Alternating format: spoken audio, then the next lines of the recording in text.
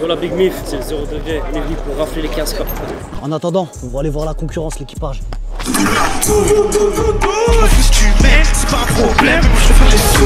C'est quoi aujourd'hui être artiste? À l'ère du streaming musical, des réseaux sociaux et du rap indépendant, sortir des projets est accessible à tous et à toutes. Est-ce que je suis artiste à partir de mon premier freestyle? Est-ce que je suis artiste quand je monte mon home studio? Est-ce que je suis artiste à partir du moment où ma musique est écoutée? Au quotidien, c'est sans doute un petit peu de tout ça, mais d'autres paramètres moins spontanés entrent en jeu. Monter une équipe, défendre sa musique sur scène, déclarer ses œuvres à la SACEM. Alors c'est quoi au juste être artiste? Des artistes qui se posent cette question, il y en a beaucoup. Au moins 1589 cette année, puisque c'est le nombre d'inscrits au Buzz Booster. 1589 artistes qui tentent leur chance d'entrer dans un dispositif qui les amènera sur scène, devant des pros, avec des coachs scéniques. 1589 artistes qui veulent gagner 15 000 € et une tournée de 11 dates. Il n'y a qu'un gagnant, mais tout le monde peut y trouver réponse à cette question. Pour réaliser ce documentaire et y répondre, on s'est rendu à la finale 2024 du Buzz Booster et on a trouvé des journalistes comme Raphaël Dacruz et Ismaël Mereghetti, des artistes comme Ben PLG, Némir et Issa Yasuke, des labels comme la 75e session ou encore des distributeurs comme TuneCore. Ils étaient tous là avec un seul but, rendre cette réponse accessible. Sur un top 10 000 des titres les plus écoutés, 49% des streams proviennent du rap. C'est exponentiel. On a une étude au CNM qui s'appelle le baromètre des usages de la musique en France. On voit que les auditeurs de rap, c'est 60% des 15-34 ans. Le rap a gagné cette espèce de phrase qu'on entend souvent, qui est cette victoire un peu économique finalement. Je passais devant Footlocker avec des baskets trouées. Single de Diamant Réseau remis à Niska pour plus de 35 millions de singles vendus ajustés en France. On a gagné, mais à quel prix? Tu sais, le truc un peu de Thanos, tu sais. Des gens qui écoutent du rap, il y en a. Ça, on n'en doutait pas. Ça passe par la radio, par des plateformes de streaming et à tout moment de la journée. Plus d'un tiers sont même prêts à venir en concert, mais seulement 17% d'entre eux y vont pour découvrir des artistes. Alors le développement, ça passe par la musique, mais aussi par la promotion et par le live. Et c'est pour ça qu'il y a le Buzz Booster. Là du coup c'est des artistes émergents qui performent. Évidemment à différents niveaux de développement, mais on peut vraiment dire qu'ils sont émergents et le public vient les découvrir. Même nous en tant que ce soit médias, représentants, pros, on vient vraiment pour les découvrir. Qu'est-ce qui fait pour toi la différence entre là les artistes justement finalistes du Buzz Booster émergents et ce qui va faire qu'ils vont se confirmer dans le temps? Je pense que déjà ceux qui arriveront à tirer leur épingle du jeu, c'est ceux qui auront vraiment marqué une forme de singularité je pense, et puis déjà une conscience de ce que c'est le travail scénique.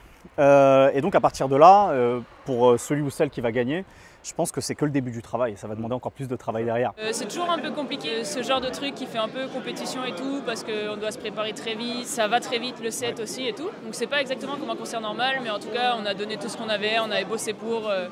Voilà, donc je pense qu'on a donné ce qu'on avait à donner, donc pas de regret. Le développement des artistes rap, c'est beaucoup fait. D'abord par la musique enregistrée, de fait.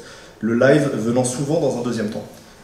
Ça, c'est une logique qui est assez propre au rap. Dans beaucoup d'autres esthétiques, c'est plutôt l'inverse. On démarre, on se rôde par le live et puis on passe sur disque après. Je me tourne du coup vers Pauline pour démarrer.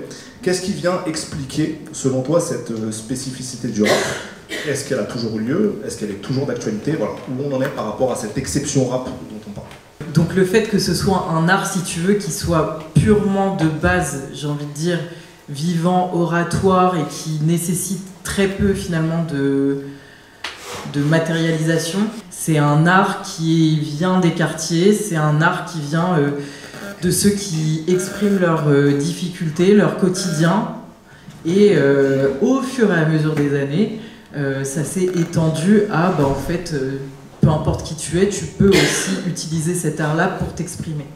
Mais cette exception, pour moi, vient du fait des origines de la naissance et de la culture, de comment est-ce que tu vis le rap, qui fait que ça s'est plutôt posé sur disque, par manque aussi de lieux de représentation. Et ce combo des deux fait que, au moins, si tu poses ton son et que tu le rends disponible sur les plateformes, au moins tu as le mérite déjà d'exister. C'est déjà, je pense, un bon signe de confiance de la part de professionnels, comme tu dis, de médias, de gens de l'industrie du disque, de programmateurs ou de programmatrices, tu vois, de salles. Donc ouais, c'est le début à mon avis d'une belle aventure. Il y a eu des personnes qui ont émergé du Buzz Booster ces 15 dernières années, tu vois, qui ont quand même réussi à tirer aussi leur épingle du jeu. Je pense à quelqu'un très récemment comme Issa Yasuke par exemple. On a encore pris une vraie baffe hier, on pris un des nôtres, faut se méfier. Toi cette année, tu as entraîné les artistes finalistes du Buzz Booster, tu as fait un média training. Comment est-ce que tu leur transmets cette notion à un moment de leur carrière où justement ils n'ont pas encore l'expérience du long terme? On n'a pas trop axé nos conversations là-dessus. Okay. On a plutôt axé nos conversations sur comment répondre à certaines interviews un peu basiques de début de carrière. Genre présente-toi. Genre les questions un peu nulles de présente-toi, c'est quoi ton univers, ce genre de choses, qui sont les questions, c'est très intéressant pour les artistes en développement. En fait, on leur demande d'être meilleurs que les intervieweurs. Parce que la plupart du temps, les intervieweurs n'ont que peu de matière, c'est pas le truc qu'ils vont le plus travailler. En face, toi, tu dois aller chercher du public quand tu es artiste. Donc tu dois surbriller, vraiment envoyer face à des questions qui peuvent être très basiques. Donc c'était plutôt sur ça que je les ai axés. Donc c'était vraiment un programme qui était totalement complet parce que ça nous apprend en fait comment, avec des questions super basiques, pouvoir retranscrire ce que nous on trouve important en tant qu'artistes. Ils doivent avoir leur plan de développement, ils doivent bien réfléchir. Je suis très sollicité souvent pour des passages médias parce qu'on pense que ça y est, ça va crédibiliser machin. Et je dis, vous avez sur des émissions un peu conséquentes, vous n'avez qu'une cartouche.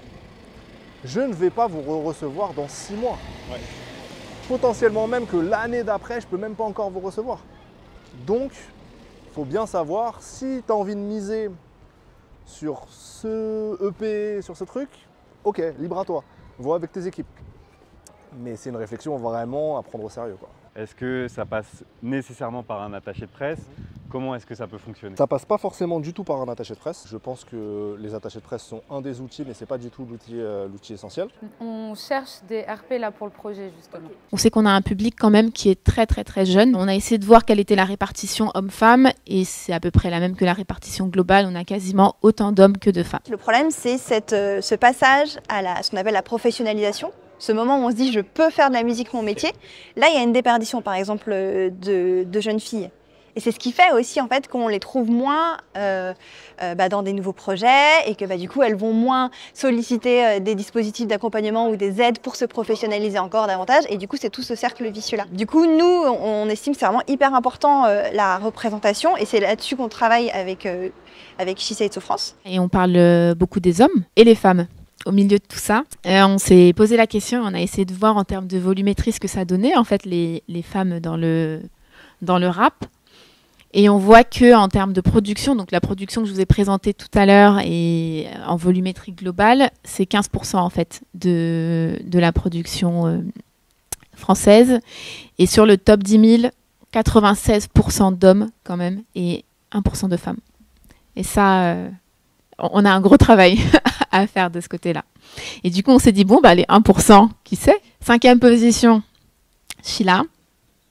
Alors, avec un seul titre quand même. Donc, c'est pour vous dire qu'on ne va pas très, très haut dans le... Un seul titre présent dans le top 10 000. Ouais. J'ai oublié. C'est si j'étais un homme, ouais. 4e position, Aou. Avec Bianca Costa, Sheila, Davinor Pacman, le Juice et Vicky R. 3e position. Dites-moi. Donc toi, tu tiens à Meryl. Ok. Ouais, Letty avec 2 titres grâce à Validé. 2e position. On a Shai avec 10 titres quand même présents dans le top 10 000. Et en première position, ouais, c'est Jams. Donc 10 ou 15 ans après, c'est toujours la numéro 1 quoi, en termes de femmes. Il y a des choses qui essayent d'évoluer, il y a des dispositifs qui essayent d'être mis en place aussi. Alors parfois c'est trop agressif, parfois c'est maladroit, parfois c'est pas fait du tout, ou en tout cas on fait semblant de le faire. Donc je pense qu'il faut attendre encore un petit peu.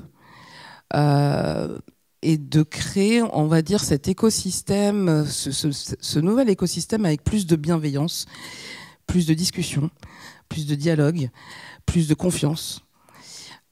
puisque là, on est quand même, en tout cas moi c'est ce que je ressens, dans un contexte de crainte, on se regarde un petit peu, il y a quand même quelque chose de compétitif. Donc je pense qu'une fois que tout ça sera tombé, ça rééquilibrera aussi peut-être le fait que les inégalités par rapport à certaines... notamment par rapport à la place des femmes dans l'industrie, ou bien notamment au sein du spectacle vivant ou des institutions, pourront s'équilibrer. Mais je pense qu'il nous faut encore un petit peu de temps pour ça, et qu'il faut y aller doucement. Du coup, découverte, mais bête de découverte quand même. Et à la base, je suis venue pour ADVM. Si en plus il vient de sortir un projet, c'était la confirmation. Mais du coup, là, la découverte en plus sur les Buzz Boosters, incroyable. Et toi, du coup, il y en a d'autres qui t'ont marqué, qui n'ont pas été cités ou pas? Yen, c'était chaud aussi. On part à des retours te balader. Tu penses, je fais mon shit, tu peux pas te passer, moi c'est maladie. Et ensuite, il y a ce qui se passe vraiment sur le terrain et ce qu'on constate en termes de production, en termes de consommation. Et sur la production, ce qu'on a fait, c'est qu'on a essayé de récupérer les données SCPP, SPPF, et ça nous permet d'avoir la volumétrie globale de la production en France. Et à partir de cette volumétrie globale, on a catégorisé par esthétique, et l'idée, c'était de voir où se positionnait le rap par rapport à l'ensemble de la production. Et donc, on a fait un petit filtre production française, enregistrée en France, etc. Et quand on fait tout ça, on voit que donc on a la variété pop en première position, et que le rap, en fait, c'est la deuxième esthétique la plus produite aujourd'hui en France. Et on a fait la même chose sur les clips. Et là, par contre, on passe en première position. Donc, on voit qu'en nombre de clips diffusés, c'est le rap, en fait, qui diffuse le plus de clips au global. Sur la conso, ce qu'on s'est dit, c'est qu'il fallait qu'on soit assez représentatif de ce qui se passe. Et c'est pas évident parce qu'il faut récupérer les chiffres des plateformes de streaming. Et puis, il ne faut pas récupérer qu'une seule plateforme parce que, du coup, ce n'est pas représentatif du marché. Donc, on en a eu 6. On a récupéré Deezer, Qobuz, Spotify, Apple Music, est-ce que j'en oublie? Oui, Amazon Music et YouTube. On a récupéré des top 20 000 chez chacune. On a tout agrégé pour essayer d'avoir un top 10 000 global pour vraiment analyser la conso. Et sur ce gros top 10 000 où on était de mémoire à 55 millions de streams, milliards de streams à peu près, on voit que 49% des streams proviennent des titres rap. Donc en gros, sur les 10 000 titres, on a plus de 4 500 titres qui sont des titres de rap. Donc c'est complètement prédominant en termes de consommation. Et je pense que c'est ce qu'on retrouve aussi en termes de signature. On voit qu'il y a beaucoup de labels qui axent un peu plus leur stratégie vers cette esthétique-là parce que c'est celle aujourd'hui qui génère le plus de streams au global. Donc sur nos titres rap, c'est ce que j'essaie de vous dire tout à l'heure. C'est on regarde est-ce qu'il y a de la nouveauté, est-ce qu'il y a du récurrent, est-ce qu'il y a du gold. Alors pour nous, la nouveauté, c'est 1 an. Un titre qui a 1 an, il est considéré comme nouveauté. Récurrent, c'est quand il a entre 1 et 3 ans. Et gold, c'est quand il a plus de 3 ans. Donc là, sur les données 2022, on voit que sur l'ensemble des nouveautés, c'est le rap, enfin, sur l'ensemble des titres, c'est le rap quand même qui génère le plus de nouveautés, avec 34%. Mais pour autant, vous voyez que les titres gold sont majoritaires. Donc on a quand même 38% de titres gold. Alors ça, en fait, j'ai un super alternant qui, à chaque fois que je lui demande un truc, il va toujours plus loin que ce que je lui demande. Et ce qu'il a fait, il s'est dit, bah ok, c'est bien, on voit que le rap prédomine partout, mais moi, ce que j'aimerais voir, c'est est-ce que un titre, alors à part égale en moyenne, est-ce que le rap génère vraiment plus de streams ou est-ce que c'est parce qu'il y en a est-ce que c'est parce qu'il y a plus de titres? Donc il a essayé de faire une moyenne et c'est vrai qu'au final on se rend compte que quand on prend un titre de rap et un titre latino, variété, etc., c'est l'esthétique qui a le plus de chances en fait de générer des streams. Donc quand on sort un titre de rap, en fait on a plus de chances de générer plus de streams. Ce qui est raccord avec ce qu'on voyait sur les usages où on voit qu'en fait la population c'est plutôt du 15-34 et qu'en plus, c'est la population qui consomme le plus sur du smartphone, sur les plateformes de streaming, etc. C'est le début, à mon avis, d'une belle aventure à partir du moment où on considère que c'est juste la première étape, quoi.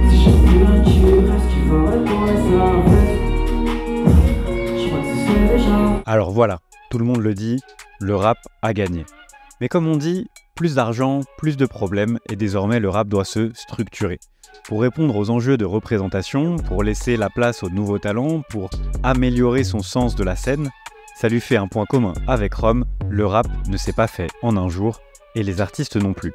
La vie d'artiste, c'est pas trop bon dès le début, et on ne va pas de 0 à 100 aussi vite que Drake ne le fait croire. ça va avoir l'air un peu ésotérique comme réponse, mais il faut savoir qui vous êtes. Est-ce qu'en fait, vous n'êtes attiré, intéressé, motivé que par la dimension artistique? Vous voulez vraiment pas mettre un doigt dans l'administratif? Et dans ce cas-là, il vaut mieux vous entourer rapidement, parce qu'effectivement, il va falloir quelqu'un pour vous accompagner sur cette partie-là, qui est la partie professionnalisation, en fait. Remplir des papiers, Ouais, que ce soit c'est tout ça. carré pour les déclarations, ce genre de choses, quoi. C'est ça, typiquement, moi, quand un artiste me dit que l'inscription SACEM, ça lui semble insurmontable, sachant que c'est un formulaire, nom, prénom, date de naissance, etc., je me dis, OK, peut-être pas la full indépendance. Parce que, et c'est vraiment, et ça va se répéter avec des fois des niveaux de difficulté un peu plus forts. Donc c'est vraiment se dire, OK, moi, qu'est-ce que je suis en capacité d'assumer? Et ça peut être aussi même des choses que vous connaissez pas, mais vous dites, OK, j'ai une appétence, je vais regarder, je vais apprendre, je vais me former. Moi, j'avais cette discussion justement avec l'artiste qui me disait, moi, je veux garder mes éditions, c'est hyper important pour moi. Non. OK, pas de souci. Ça fait, je crois, 5 ans qu'il sort de la musique, il n'est pas inscrit à la SACEM, il a déposé aucune œuvre. Ça, pour moi, ça marche pas. Ça veut dire qu'il perd activement de l'argent. Ça veut dire que les compos qui ont bossé pour lui perdent de l'argent. Et ça, pour moi, c'est problématique. Donc, c'est vraiment un truc de réflexion à savoir. Est-ce que je veux être mon propre éditeur, mais dans ce cas-là, ça veut dire que je fais le taf de l'éditeur, je m'inscris à la SACEM, je dépose les morceaux en temps et en heure parce que les autres personnes qui auront bossé sur ces morceaux, elles vont toucher leurs droits comme ça. Ou alors, j'ai pas envie de m'en occuper, j'ai envie d'être accompagnée. Et dans ce cas-là, en pleine conscience, je vais aller négocier avec un éditeur, je vais voir ce qu'il me propose en face, est-ce que ça me semble correct? OK, je peux signer mes éditions. Et sinon, si je pense à un truc important que je dis à chaque fois, lisez bien vos contrats. Ce qui semble être le b.a.-ba, effectivement. Ouais. Un éditeur, pour résumer son travail, c'est un professionnel de gestion des droits d'auteur, mais également du développement de carrière. Il devient le copropriétaire ou le propriétaire des morceaux de l'artiste qu'il a signé. Alors attention avec la notion de propriété, là c'est un peu compliqué à expliquer vraiment comment ça fonctionne, mais dis-toi que l'artiste ne va pas rien toucher de sa musique, ne va pas rien toucher de ses droits. En France, c'est impossible. Donc la mission d'un éditeur va varier s'il doit s'occuper d'un rappeur ou d'un beatmaker. Donc commençons pour le rappeur, tout simplement. Sa mission, ça va être de le faire rencontrer des beatmakers pour collaborer, créer des morceaux, etc.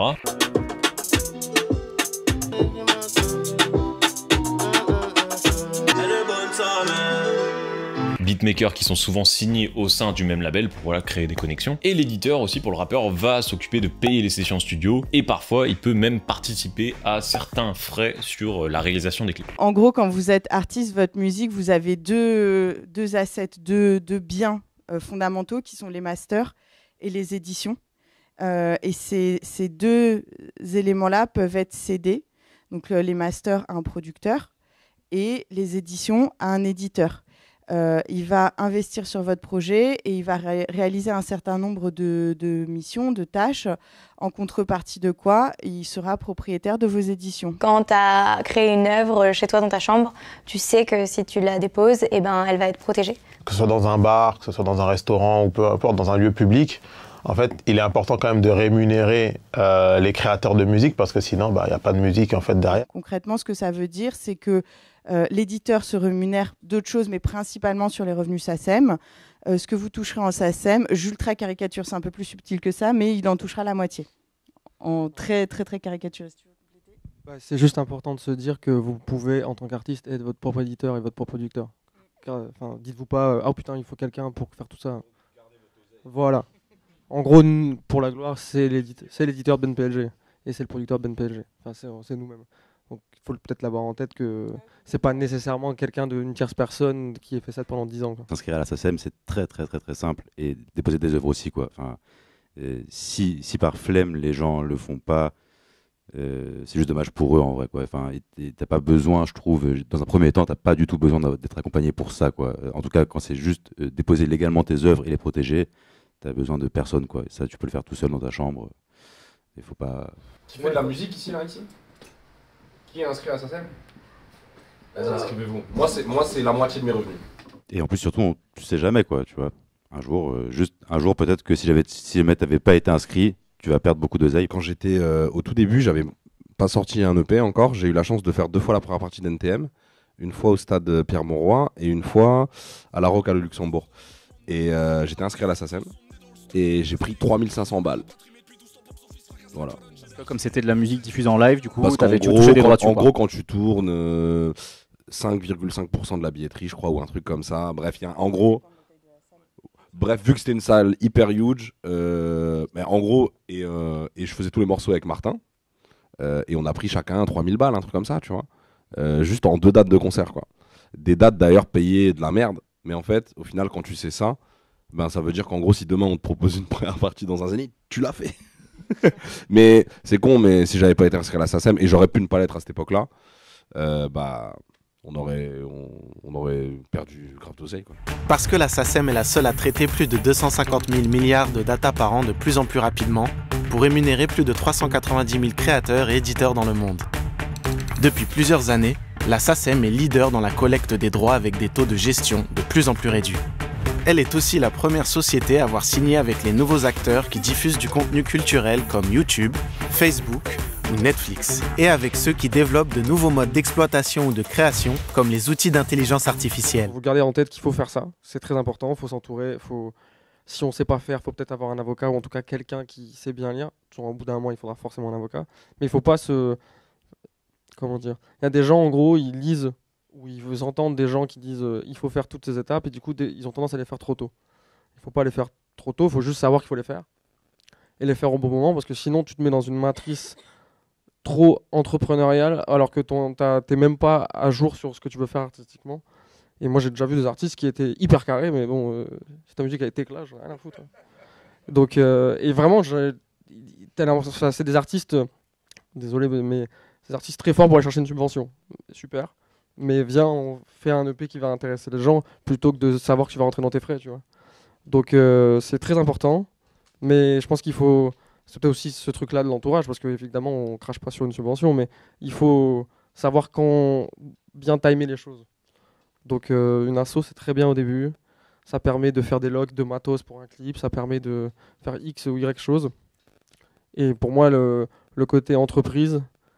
Normalement, quand tu arrives à l'entreprise, tu es déjà avec quelqu'un de confiance, au moins une personne, et tu es en train de parler à une major, ou en tout cas une maison de disques, ou un distributeur, pour vraiment... Tu es un step relativement avancé sur ta carrière. Je dis pas que tu es en train d'être une rosta, mais faut juste se dire... Nous, je crois qu'au début, on se disait, limite objectif, dans X temps, on monte une boîte. Mais on savait très bien que ça ne servait à rien de le faire à l'instant T. Juste, je rebondis sur ce que tu dis sur les subventions, juste avoir en tête aussi comment ça fonctionne. La plupart des subventions vont exiger que vous soyez extrêmement carré administrativement. Avoir ce truc-là aussi en tête, démystifier un peu tout le sujet subvention, c'est encore tout un autre pan à réfléchir. Mais oui, dans la structuration, si à un moment vous voulez être éligible à ce type de financement, ça veut dire être carré administrativement.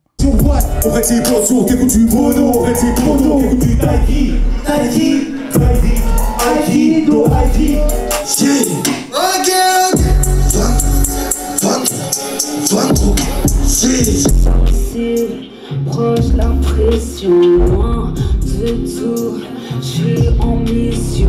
Dans la musique, on ne voit que les réussites, jamais le chemin qui y mène. Développer son art, professionnaliser sa structure, déclarer ses œuvres, trouver son éditeur, tout cela fait partie du travail de l'artiste, auquel on ne pense pas quand on installe son home studio, la tête pleine de rêves et d'idéaux. Alors, il faut s'y préparer, comprendre l'industrie, se connecter avec le milieu, faire connaître sa musique, et pour ça, le Buzz Booster est un véritable accélérateur. Avec plus de 1000 inscriptions chaque année, des artistes comme Némir, Issa Yasuke ou Samir Flynn se sont distingués, leur ouvrant la porte à un accompagnement à hauteur de 15 000 €, ainsi qu'à une tournée dans toute la France. Pour tous les finalistes, c'est une porte qui s'ouvre vers les labels, les programmateurs et les médias, essentiels sur ce chemin tant convoité. C'est pour cela qu'on s'est rendu sur place, à la finale 2024 au Flow à Lille, en immersion dans ce carrefour de la transmission qu'est le Buzz Booster. C'est vrai que quand on est dans sa petite ville en province et tout, on a envie de se challenger, c'est difficile. Et c'est vrai que le Buzz Booster, c'est un dispositif qui est cool parce que ça nous met déjà dans le challenge du parcours artistique. Et jusqu'à aujourd'hui, ça me sert encore. C'est pour ça que je suis là, même 10 ans plus tard. Et que dans 10 ans, j'espère encore être là et venir regarder, soutenir et accompagner des artistes. Tu parles de Némir en tant que premier gagnant du Buzz Booster. Aujourd'hui, du coup, on a le recul. À quelle étape de son développement il était à ce moment-là? Et combien de temps ça a pris pour qu'il soit identifié. Quand il participe à la candidature en 2010, il n'avait pas encore fait les gros singles. Donc c'est vraiment les membres du réseau à l'époque qui le repèrent. C'est la Casa Musicale donc, qui le présente. Moi personnellement je ne le connaissais pas. Mais il est vraiment choisi pour sa dynamique sur scène, sur l'énergie qu'il dégageait, sur son flow, c'était un kicker, c'était une personnalité, c'est un personnage Némir. Donc il était à ce stade-là, je ne crois pas que les titres avec Jeans étaient sortis à l'époque. Ouais. Et je crois que c'est en même temps que sur les gros singles qui commencent à être connus du grand public. C'était comment pour toi? C'était charmé mec, franchement c'était charmé, les gens étaient là de fou quoi. Ouais, ça pour le coup j'avais remarqué dès le premier son. Dès le premier son direct, j'aurais à peine fini de rapper un truc, ils sont là, ouais génial, alors autant me dire que les trucs où je stressais de me dire est-ce qu'ils vont être avec moi sur ça. Ouais. Vous êtes venu comment, pour quelle raison, pour voir qui? Moi du coup je viens de Lille et je viens de voir à la fois 0 degré parce que c'est le Nord on supporte. Et ils ont mis le feu là. Et ils ont mis le feu de fou, franchement c'était incroyable, c'est la première fois que je les vois vraiment et vraiment c'était chaud de fou. Après je vais en voir Sheng aussi que j'aime beaucoup. Ok, incroyable. Et du coup je vais en supporter aussi et puis fin de soirée avec Furlax à DVM, ça régale aussi. Voilà, la soirée elle est bien complète. C'est une belle soirée. Toi tu connaissais 0 degré aussi? Ouais, je les connaissais il n'y a pas longtemps, mais je les ai vus à Roubaix samedi soir ça. Après moi je viens surtout pour Furlax en vrai, je suis grave chaud de le voir et même Sheng et tout, je savais même pas qu'elle était là ce soir mais je suis chaud. Ouais, le format de la soirée en mode des artistes à découvrir qui sont finalistes du Buzz Booster plus des artistes que toi tu connais, ça fonctionne, ça donne envie de venir plus tôt et de voir les autres? Ouais carrément c'est cool, ouais. Même on peut voir plein d'artistes, tout, ouais c'est cool. Et du coup là tu as découvert, dans les artistes que tu as vu performer, là tu as découvert un truc qui t'a marqué ou pas? Pour l'instant ouais 0 degré, ils ont été vraiment chauds sur scène. Après j'ai hâte de voir Sheng et demain j'ai hâte de voir Enoch aussi. Okay. C'est un artiste qu'on suit avec des potes tout ça, donc là on va être grave chaud demain. Trop bien, je crois qu'il est pas mal attendu en vrai Enoch, on parle beaucoup de lui. Petit précis dans la cage de viande. Tous les jours c'est la même, on carbure à mort à la clope café. C'est des gens à part, dis-moi si tu savais. Si tu savais, si tu savais. C'est final,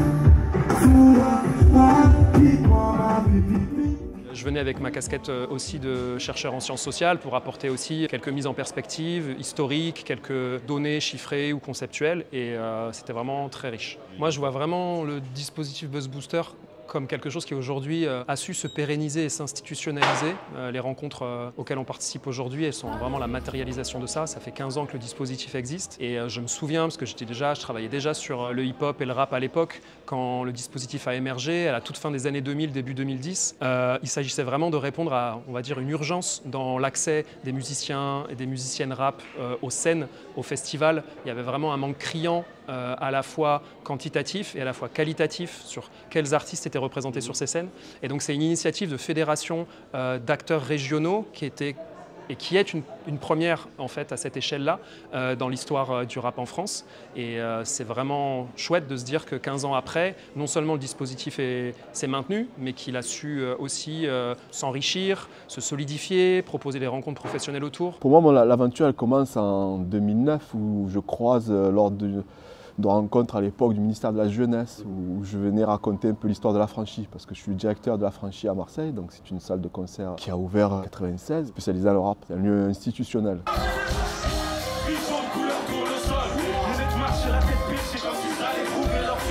À l'époque, il y avait quelques salles qui programmaient du rap, mais pas repérées par l'institution publique. Et j'ai croisé dans une de ces conférences un gars qui faisait partie d'un collectif qui commençait à se monter autour de la question du hip-hop et de la structuration entre acteurs. Et dedans, ce collectif-là d'acteurs, il y avait des gens comme le Festival Original à Lyon, il y avait les gens de Paris Hip Hop, il y avait les gens de Col 911 ici à Lille, il y avait les gens de Pick Up à Nantes, il y avait le Battle of the Year de Montpellier.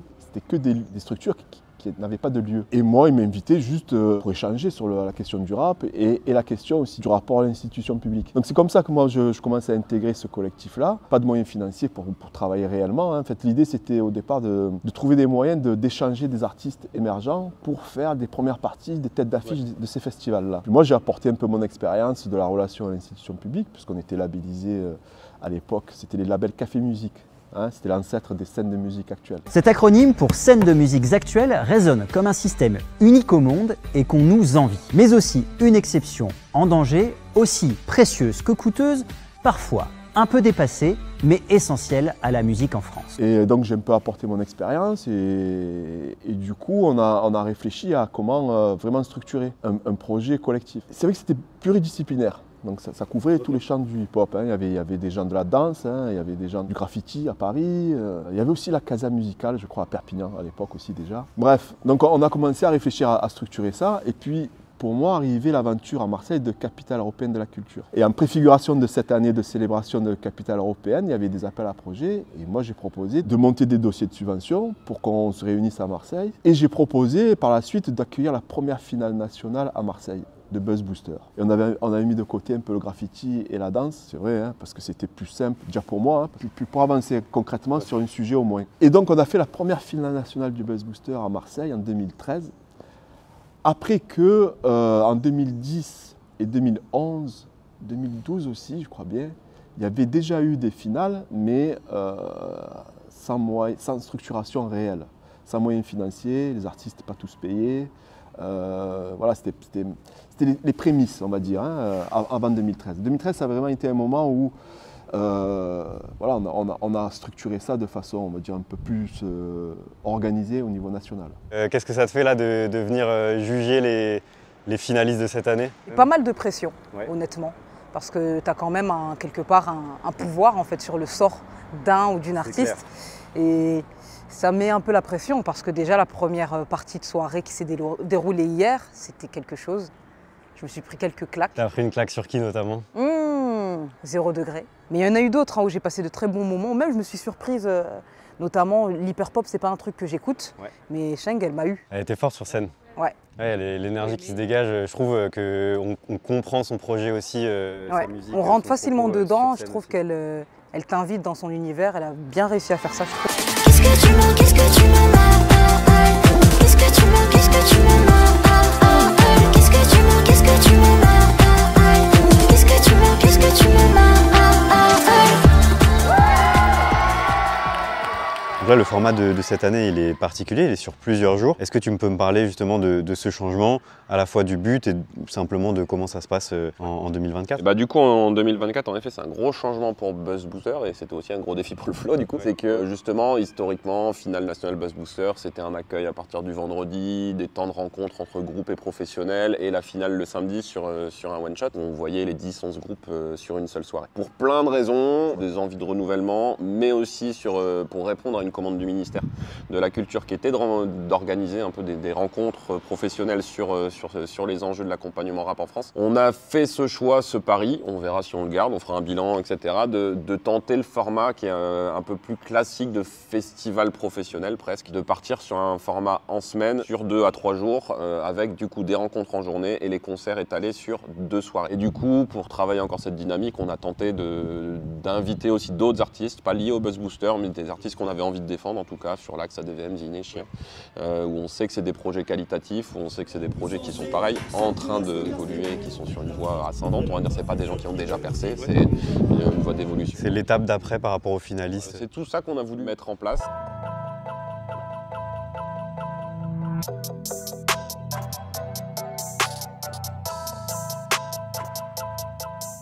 Du coup, on est à la finale du Buzz Booster 2024. C'est pas la première fois que vous suivez en tant que TuneCore le Buzz Booster. Ça date depuis quand cette collaboration? Là, c'est la 3e année. On est partenaire du coup du Buzz Booster. Et cette année, on a un dispositif un peu particulier vu qu'on a un stand au Flow. Donc ça nous permet de rencontrer les artistes et aussi de pouvoir offrir des petits cadeaux. Des pop filters, des t-shirts, celui-ci, des codes promo, des briquets, enfin plein de choses. Brand des TuneCore quoi. Et pour des artistes qui ne connaîtraient pas, et toi ils vont servir et qu'est-ce que vous faites TuneCore? Alors nous du coup on a un service qui permet aux artistes de distribuer leur musique sur toutes les plateformes de streaming, aussi sur les réseaux sociaux. Alors la particularité de TuneCore c'est que comme tu l'as dit, on est présent sur le marché français, on a des équipes en France, donc on met en place plein de partenariats avec des acteurs de l'industrie, donc comme Buzz Booster par exemple, d'autres tremplins, des SMAC, on travaille aussi avec des influenceurs français, on a des réseaux sociaux en français où on produit du contenu en français, on a une playlist, donc vraiment on est vraiment présent sur le marché français, on parle en français, on a un support en français et l'idée c'est vraiment de pouvoir accompagner les artistes sur le marché français qui a un marché particulier. Tonton Skit, qui vous êtes venu voir principalement? En vrai j'ai pas mytho. ADM, hein. Vu que moi je passe demain avec Boogie, c'était aussi l'occasion de le voir, mais c'était celui que j'attendais le plus ce soir. Parce qu'il faut le dire, Tonton Skit à la base, c'est un gars, il déterre que les rappeurs inconnus et il fait des trucs sur eux, tu vois. Vrai gars de cette merde, tu vois.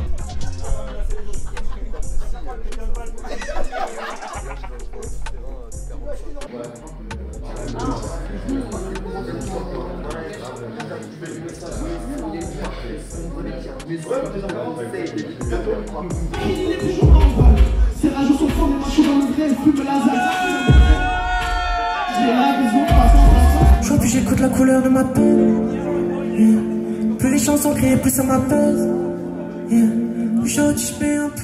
Oui, le Buzz Booster est un véritable accélérateur pour rencontrer des professionnels de la musique, des institutions aux journalistes, en passant par les salles de concert. Mais une fois que l'artiste a compris le fonctionnement du jeu, il a aussi compris qu'on ne peut pas tout faire tout seul. Alors se pose une nouvelle question tout aussi cruciale, comment passer pro ?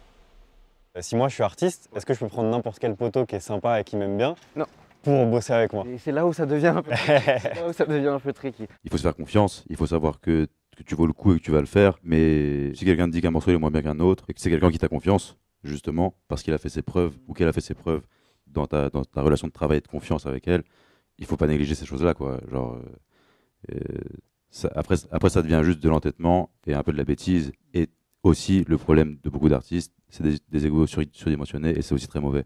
Ça pose problème, enfin ça peut poser, je pense, de vrais problèmes, quoi. C'est très dommage. Les bons conseils bienveillants et tout, c'est... En fait, tu arrives vite à faire le tri entre si quelqu'un te parle, il t'a compris et il est en train de te parler vraiment, ou s'il est à côté de la plaque. Tu vois. Et tu as raison, j'ai été un peu vindicatif tout à l'heure, mais tu l'as dit à juste titre, il y a des gens qui veulent dire des choses de manière... ils se rendent pas compte qu'en fait, ils font mal. Tu vois. Après, c'est surtout d'apprendre vraiment à se connaître et de savoir, de connaître déjà le processus créatif de tes artistes. Nous, en fait, on en a qui fonctionnent hyper différemment. Il y en a certains qui vont grave avoir besoin d'un truc un peu de confrontation, de discussion, un truc presque un peu dans la difficulté. Et dans ce cas-là, nous, on vient un peu en échange avec eux pour leur donner un peu cet exutoire pour discuter, oui, tu sais. Et il y en a d'autres qui vont avoir besoin de ok, vous allez écouter que le produit fini et ce sera comme ça. Enfin, on a des artistes qui jettent énormément, d'autres pas du tout. Une fois que le morceau il est posé, c'est sacralisé. Enfin, je trouve ça hyper important de connaître ce processus-là pour savoir à quel moment on va faire un retour, à quel moment on va dire que là on est hyper convaincu ou pas convaincu. Enfin, ça, je trouve ça archi important. Je pense que les compétences dont on a besoin, c'est des compétences dans un premier temps sociales. Donc, c'est-à-dire, je pense qu'il y a un vrai enjeu de lecture sociale, de comprendre les différences, les dynamiques, de comprendre comment le monde en fait il est organisé, comment ça se passe. Déjà, une fois que tu comprends ça, à partir de là, c'est là où tu peux un peu plus te diriger. Ok, vers quelle source d'information je peux me diriger, de quoi je peux avoir besoin.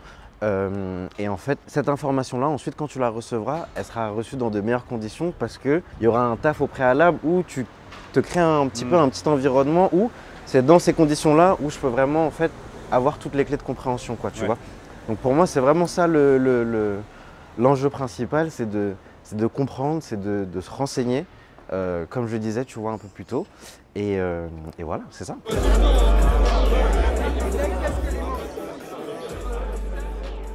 Aujourd'hui, ce qu'on va trouver sur la chaîne du spectacle vivant, c'est évidemment au cœur les artistes. Et je pense qu'il ne faut pas jamais l'oublier. Ce sont les artistes qui, dans la performance vivante qu'ils sont en train de créer, sont au cœur de cette activité.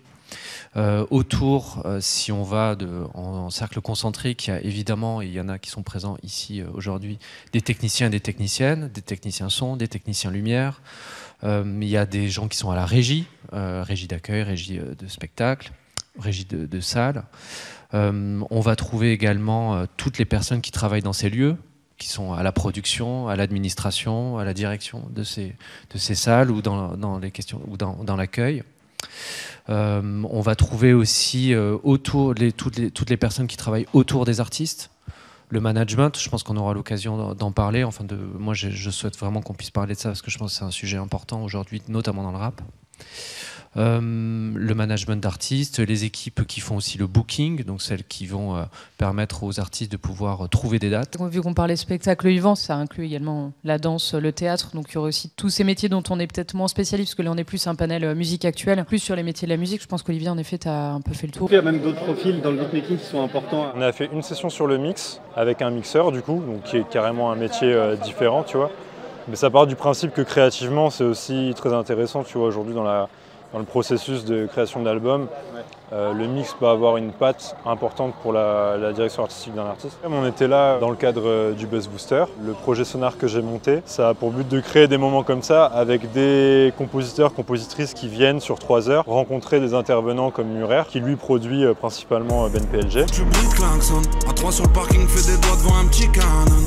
Je promène le chien, je lui parle, beaucoup plus que psychologue. Ils croyaient qu'on était en retard, on a juste un peu de la temps. Encore une mauvaise nouvelle. Le but c'est de leur donner des clés pour se professionnaliser en fait. Donc on va parler musique, créativité, on va aussi parler business. La plupart du temps c'est des producteurs. J'aime bien en fait l'idée qu'ils aient une approche plus globale, tu vois, dans la conception d'un projet. Et je pense que c'est plus intéressant, ils ont plus de choses à raconter, que ce soit dans la réalisation, dans l'arrangement, comme dans la relation qu'ils ont avec un artiste, tu vois, sur comment se passe une session, quoi. À ce stade, je pense que dans tous les cas, un morceau, s'il est bien arrangé, il n'a pas besoin d'être bien mixé pour sonner. Ouais. C'est-à-dire que, tu vois, si à un moment, tout est brouillon et que ta basse, elle sonne pas, c'est peut-être parce qu'il y a un autre élément qui est trop bas, par exemple. Des fois, c'est justement... Pardon, je te coupe. Le volume, tu veux dire trop bas? Non, trop bas, par exemple, en termes de hauteur. D'accord. Okay. Parce que c'est fréquentiel, mais forcément, plus un son est bas en hauteur, plus il va taper dans des fréquences basses. Okay. Et des fois, ça peut être juste changer le son d'une mélodie, changer l'octave d'une mélodie, et ben ça va ouvrir ton son. En fait, un son, s'il est à plat, sans EQ, sans rien, si tu choisis les bons sons, avec les bons arrangements, il est censé sonner. Okay. En fait, tu peux pas commencer à être rentré dans des tricks de mixage alors que ton son il sonne pas déjà comme ça. Ok. Ouais, effectivement, j'avais pas trop cette dimension en tête. Je pensais que effectivement, t'avais un truc magique qui se faisait au mixage ou quoi. Il peut y avoir de la magie, mais disons que ça va être si ton son sonne de base, une fois qu'il sera mixé, il sera encore mieux. Ouais. Mais le mix c'est pas là pour rattraper des choses qui sont censées déjà être présentes. En fait, il faut déjà que tu sentes l'énergie de ta prod avant même de penser à du mix. Ouais. Des fois, c'est aussi ce que dit Martin, c'est important sur le choix de tes sons.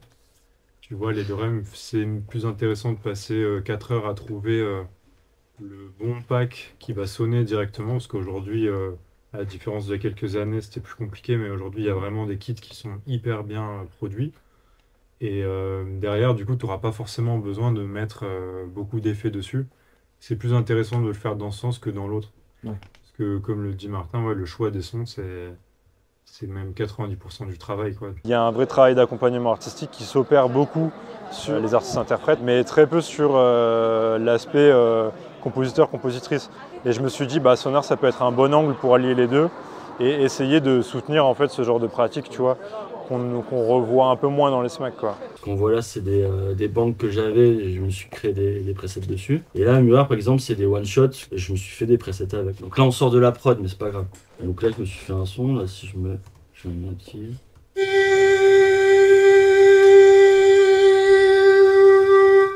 Tu vois, j'aimais bien la texture de cette voix.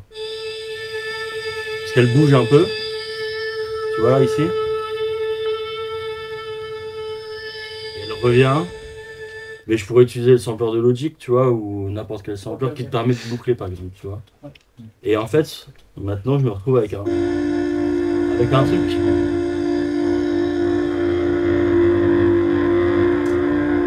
que là, je t'appuie sur un accord et j'ai directement un truc qui évolue. Et ça, tu vois, ça fait ton son. Tu vois, de choisir ce truc-là, et justement, et je m'en fais plein. Passer pro, c'est penser à tout, ou s'entourer de personnes qui penseront aux enjeux qu'on ne maîtrise pas. La finale 2024 du Buzz Booster a été, pour les finalistes et pour tous les autres attendants, un vivier de rencontres et d'informations vers cette nouvelle étape essentielle à une carrière dans la musique. On le comprend à travers certaines interventions, Passer pro c'est aussi faire de la scène pour générer des revenus. Et faire de la scène, c'est avant tout performer. Et ça non plus, ça ne s'improvise pas. C'est Flynn qui t'a coaché? Ouais, il m'a envoyé un message pour me dire bravo pour le truc. Il m'a proposé et je lui ai dit grave. Moi, c'est mon taf à côté de faire ça aussi pour un autre artiste. Du coup, je voyais direct l'intérêt de ce truc-là. Ça m'a apporté une énorme formation scénique. En vrai, c'est vraiment le plus gros point. Grâce à ça, j'ai pu déjà imaginer de la déco, une histoire pour mon set, préparer un petit show en fait. Et ça a été ultra dur, mais très formateur et vraiment très cool. Et en fait, on aborde l'histoire d'une intelligence artificielle qui passe des tests pour expérimenter les émotions humaines. Et du coup, on va voyager entre plusieurs émotions dans un décor et dans un contexte particulier. Génial. Voilà. Comment tu as vécu cette préparation sur scène? Franchement, je l'ai abordée en premier lieu avec beaucoup de confiance parce que de base, scéniquement, je suis très à l'aise. Et puis après, j'ai perdu complètement confiance parce que j'ai appris énormément de choses et du coup, on doit casser un peu les mauvaises habitudes pour pouvoir en créer de nouvelles meilleures. Ouais, du coup, j'ai eu une coach de danse, chant, etc. pour pouvoir vraiment aborder au mieux cette finale. On a pu travailler avec des coachs scéniques comme Kilason. On a pu travailler avec des coachs vocaux comme Nadège. SO Nadège, big up à elle. Et en fait, grâce à ça, on a pu se perfectionner notre art.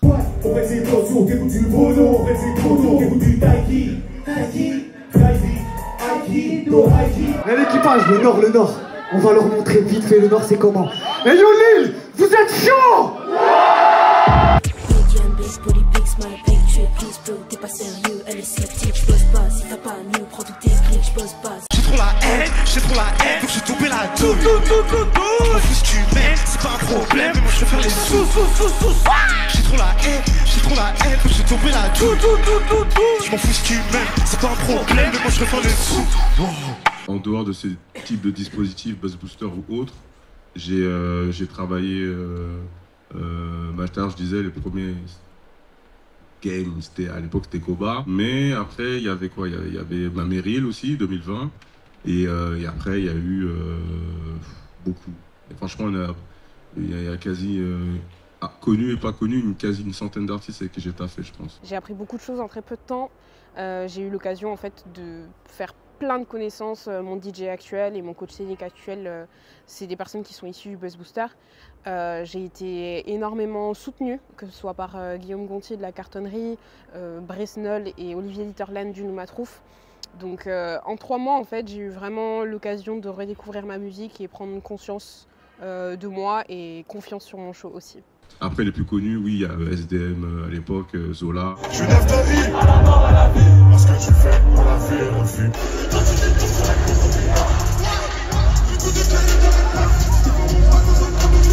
Kershak aussi pour... Kershak, ouais, Kershak, y a qui encore? Favé, ouais. Ouais, Favé. C'est quoi tes plus gros challenges ces derniers temps là? Les plus gros challenges, ça a été Solalune et Lesram. Lesram parce que de base, c'est sur scène, c'est pas son truc, il aime pas. Personnalité très introvertie. Tous parqués dans des actes, y'a de l'amener dans les sacs. Et si tu fais du papel, faut pas tout claquer dans les sapes. Donc il dégageait pas beaucoup de choses sur scène, tout simplement. Donc le travail, c'était aussi lui donner des skills pour qu'il puisse prendre confiance. En plus, il est dans une configuration où il y a lui et un backer. Donc il y a aussi un travail sur lui et son backer.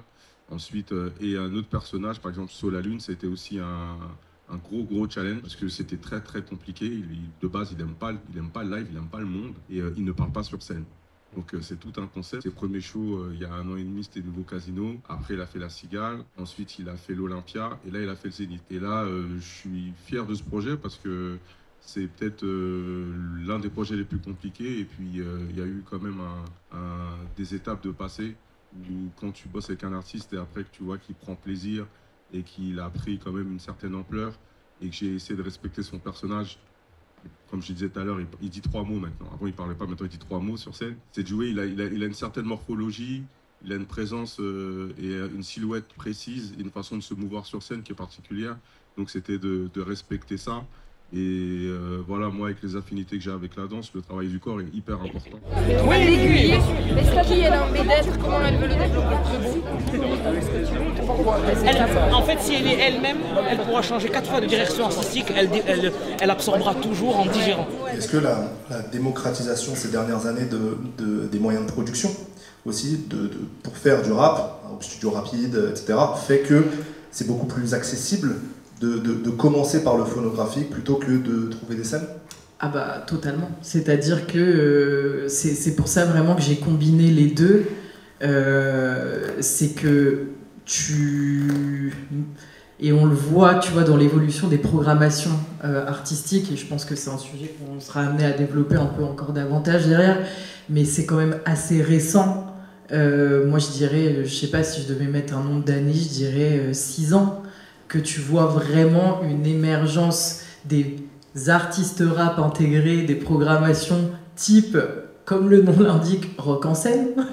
Ghislain, toi t'accompagnes des artistes depuis plus de 20 ans, notamment avec Dastorm. Comment t'as vu évoluer à ton échelle cette hiérarchie entre live et production phono, tu vois, au sein du rap? Est-ce que t'as vu une différence avant-après streaming, et où est-ce qu'on en est précisément aujourd'hui là-dessus? On a vu clairement une différence, ouais. Mais c'est ouf. C'est ouf parce que je pense que nos générations, nous, quand on rappait, on était direct attirés par la scène déjà. Et même si tu n'en avais pas et que les salles ne programmaient pas du rap, finalement, la rue était ta scène. En fait, tu avais accès à ce truc. D'abord, tu rappais. Après, tu enregistrais. Donc déjà, tu improvisais, tu vivais le rap de cette manière-là. En tout cas, c'est ma génération et les plus vieux ont vécu ça. Donc ça, c'est déjà pour moi la première manière d'appréhender la scène. C'est une scène, en fait, tu vois, un cercle, un open mic, c'est ça les premières scènes, c'est ça de notre génération, quand les SMAG ne jouaient pas de rap, que toutes les portes étaient fermées, qu'on essayait de les pousser doucement.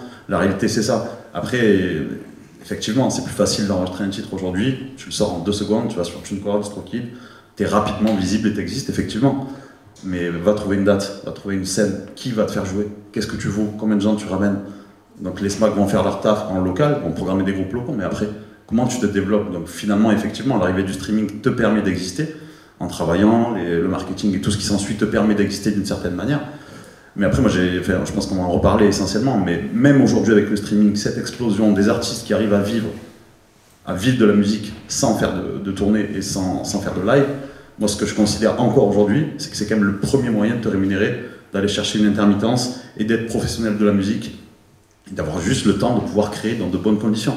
C'est important de rappeler que c'est pas un concert habituel, que ce soit en termes de public, d'enjeux aussi pour l'artiste. Ouais, carrément, il y a des enjeux industriels qui sont pas comme d'habitude, voilà, il y a des enjeux techniques qui sont pas les mêmes qu'à d'habitude non plus. Donc on n'est pas complètement juste là pour s'amuser, on sait qu'il y a des choses qui pèsent sur nos épaules, donc on le vit pas exactement pareil. Moi de base, je vais jamais au concert en analysant énormément, mais là dans le cadre d'une compétition comme ça, tu as toujours un peu malgré toi un truc comme ça qui revient. Et moi ce que j'en retiens, c'est surtout l'Occitanie, hein. Enoch, hein, voilà. Après c'est mon guess à moi, mais je pense que ça va être le lauréat. Qu'est-ce qui fait que lui et pas un autre? Le sud, hein, s'il y a un truc dans le soleil, voilà, c'est le sud-ouest, on le fait mieux, qu'est-ce que je te dise. Mais non, en vrai, sa capacité à être invulnérable et maintenir le public sous la main, tu vois, enfin jamais se faire manger par justement sa vulnérabilité, tu vois. Une gestion de la scène, une gestion de ses mouvements très naturelle, même si on voit qu'il a répété, on voit qu'il y a des choses un peu prévues, mais il n'y a rien d'artificiel. Enfin. À quel moment est-ce que les acteurs se réunissent pour se dire nous, on a tel talent qui sont chauds en live, nous, maison de disques, on a tel talent qui sont chauds en phono, comment on fait des vases communicants? Et quand tu vois l'évolution, c'est qu'à l'époque, tu avais énormément de contrats en 360, c'est-à-dire où vraiment tu avais cet accompagnement artistique de A à Z. 360, c'est phono, édition, live. Il y a eu des abus. Faut être aussi capable de le dire. Je pense que tu vois, quand tu viens voir aujourd'hui un artiste, hey, on va te signer en 360, accroche ta ceinture, ça va décoller. Attention à qui te le dit. Cependant, moi, ma vision à titre personnel, aujourd'hui, en étant un pied industrie et un pied surtout en dehors, j'aurais tendance quand même à suggérer davantage aux artistes déjà entrepreneurs d'évidemment penser à repenser en tout cas une stratégie 360. Je voudrais juste dire un petit mot en balle pour Buzz Booster et pour l'expérience que c'est. Moi je l'ai fait l'année dernière et en vrai, pour être très honnête, j'étais pas archi chaud de le faire à la base et en vrai j'ai été très satisfait de l'expérience parce que J'ai fait beaucoup de scènes devant des gens qui ne me connaissaient pas, et c'était dur, et ça m'a fait du bien de devoir prouver, ça m'a fait du bien de me le prouver à moi-même. J'ai appris énormément sur le dispositif, ça m'a permis, grâce à Antoine, à la place, d'avoir beaucoup de répétitions gratuites, et j'ai été très heureux. Merci beaucoup. Ça m'a permis de mettre en place un show, et c'est archi important pour un artiste de pouvoir mettre en place un show dans des bonnes conditions. Merci à vous tous. Le vainqueur, ou la vainqueur 2024, c'est la région Occitanie. C'est énorme.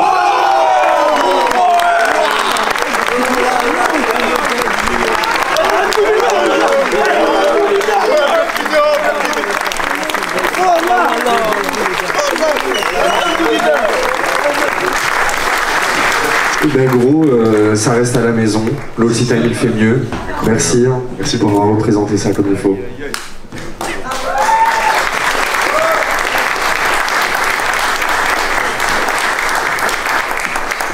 Avant tout, je tenais vraiment à remercier le Buzz Booster en général. Vous pouvez faire du bruit pour eux, vraiment, c'est incroyable. Et secondement, je tenais surtout à remercier toutes les structures en fait qui accompagnent certains artistes ici, dont pour mon cas la Casa Musicale. C'est vraiment important pour moi.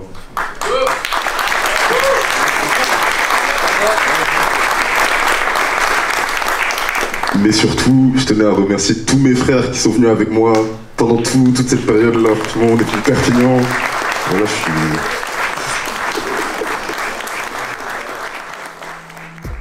Au Buzz Booster 2024, c'est Enoch qui est reparti avec le trophée, les 15 000 € d'accompagnement et la tournée dans toute la France.